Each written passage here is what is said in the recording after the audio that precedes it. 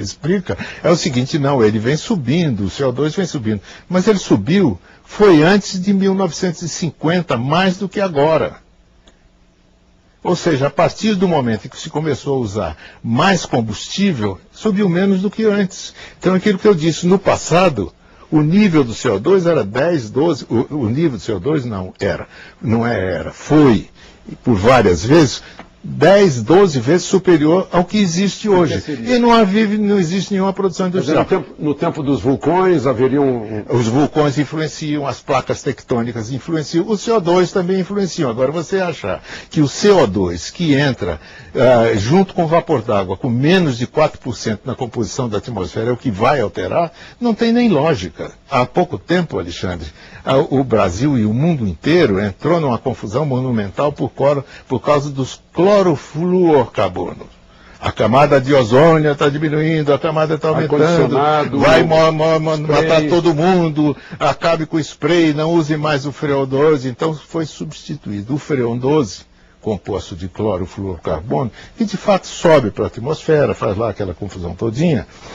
O freon custava uma certa quantia. O que foi adotado pelos protocolos para a exclusão do CO2, hoje custa 10 vezes mais. Tem alguém ganhando. O dinheiro não some. O dinheiro pode sair de um lado do bolso e ir para o outro, ou ir para o bolso de outra pessoa. Mas não some, não. Tem muita gente, as indústrias petroquímicas ganharam fortunas colossais com a substituição do CO2. E assim sucessivamente. Na Inglaterra, no século XVIII, surgiu um sujeito chamado Robert Malthus, que diz, bom, a população está crescendo em níveis geométricos e a quantidade de alimento está crescendo em níveis aritméticos. Vai faltar comida. Foi surgir um sujeito Norman Borlaug, que deu comida para todo mundo. Mas o problema não é esse. Eles querem inibir o crescimento do subdesenvolvido. É isso que está em jogo. Quando o IPCC fala nos pobres, nos subdesenvolvidos, são as teorias dele de redução do desenvolvimento, da produção industrial, da produção agrícola. É isso que vai causar miséria. Para segurar os emergentes. Os emergentes. Peraí, tem os detergentes e submergentes também. Professor Pinguelli, é isso. Olha aí. Aqui. Há uma certa incoerência, Azevedo. Veja só. Eu concordo com você de que são pífias as providências que estão sendo tomadas, eu já falei isso, incluindo o protocolo de Kyoto, é muito pequena a eficiência dele. É preciso pensar mais profundamente na questão. Mas não é tão catastrófica como você está falando, até porque é pequena. Ou seja, ninguém está abolindo o consumo do petróleo. O que está dizendo é que precisa pensar em substituir o petróleo, coisa que o álcool fez no Brasil. E isso é até a favor do desenvolvimento do Brasil, não é contra. Não, há uma incoerência aí, porque não é necessariamente todos os que estão preocupados com essa questão partidários de um congelamento da injustiça do mundo, em particular quanto à situação de países em desenvolvimento, como é o caso do nosso.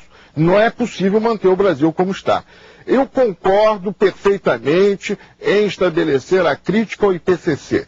Até digo mais ao grupo 3 do que ao grupo 1. Você está concentrado no grupo 1. O grupo 3 é mais complicado, que aí sim se discutem modelos de desenvolvimento. Agora, nada é inatacável. Agora, também não é possível dizer que porque novos resultados estão se verificando em fenômenos de raios míos, de raios cósmicos que produzem míos que aquecem nuvens, você não pode mais considerar outros aspectos que também contribuem para a mudança do clima ou o aumento da temperatura da atmosfera. Eu acho que é preciso confrontar não há dúvida. O problema é o seguinte: o Arrhenius gastou lápis, papel e borracha para concluir que se dobrasse a quantidade do CO2, a temperatura aumentaria 5 graus. O IPCC e as pessoas envolvidas nessa história toda do aquecimento global gastaram 50 bilhões de dólares. Com 50 bilhões de dólares, você acaba com a mortalidade na África. mulheres e crianças morrendo por deficiência de ferro. Você resolve o problema da AIDS, você resolve o problema da educação, porque o meteorologista não tem aqui, em particular no Brasil não tem, está cheio de boliviano, não sei o que por aí, trabalhando pelo Brasil afora, que não se forma pessoas. Esse dinheiro teria sido melhor envolvido, melhor gasto, se não tivesse sido usado para passeios para Bali, passeios para Viena, passeios para Paris, passeios por aí afora. Esse dinheiro foi gasto de maneira inútil. Eu discordo, a ciência é cara. Não só o IPCC é caro, você ganhou uma bolsa para ir ao MIT, eu ganhei no meu tempo bolsa de estudo. A ciência é muito cara, então pode ser que seja exagerado o que se gasta com reuniões, não só do IPCC, você fez uma confusão. Bali é a Conferência do Clima das Nações Unidas, não tem nada a ver com o IPCC. O IPCC, as reuniões são mais baratas do que a de Bali, porque a Bali é muito maior, é uma reunião de países, não é uma reunião de cientistas. Então, se deve gastar ou não o dinheiro nessas reuniões das Nações Unidas, do IPCC, é uma questão mundial, e isso é um problema dos países ricos. Maciçamente o financiamento disso é dos países ricos. Eles é que estão no momento arcando, porque são os que podem arcar. Agora, que haja uma teoria conspiratória para inventar o aumento da temperatura e impedir o crescimento dos países, como o Brasil, eu acho um exagero.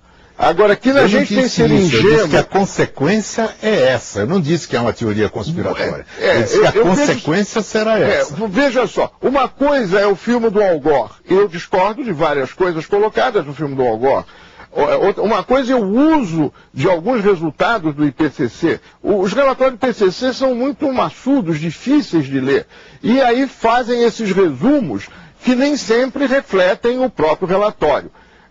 Você deve ter lido o livro do Kuwait, do Bjorken, eu esqueço agora o sobrenome, publicado há pouco tempo, chamando a atenção da necessidade de separar aquilo que é bastante concreto no problema do clima de muitas especulações geradas em torno dele, que criam, de fato, um clima de susto em todo mundo muito grande. Eu acho que é preciso tomar cuidado de não ir para esse exagero. Mas eu discordo de você de desclassificar o problema.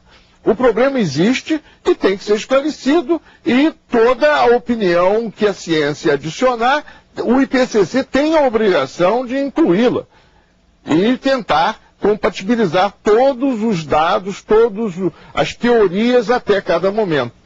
Só que os resultados até agora foram nulos. Muito obrigado, professor Azevedo. Muito obrigado, professor Pinguelli. Infelizmente, o nosso tempo esgotou dentro de uma discussão sem trocadilho, uma discussão tão quente. Tão quente. O Espaço Aberto volta na próxima semana com outro tema de interesse nacional. De Brasília, Alexandre Garcia.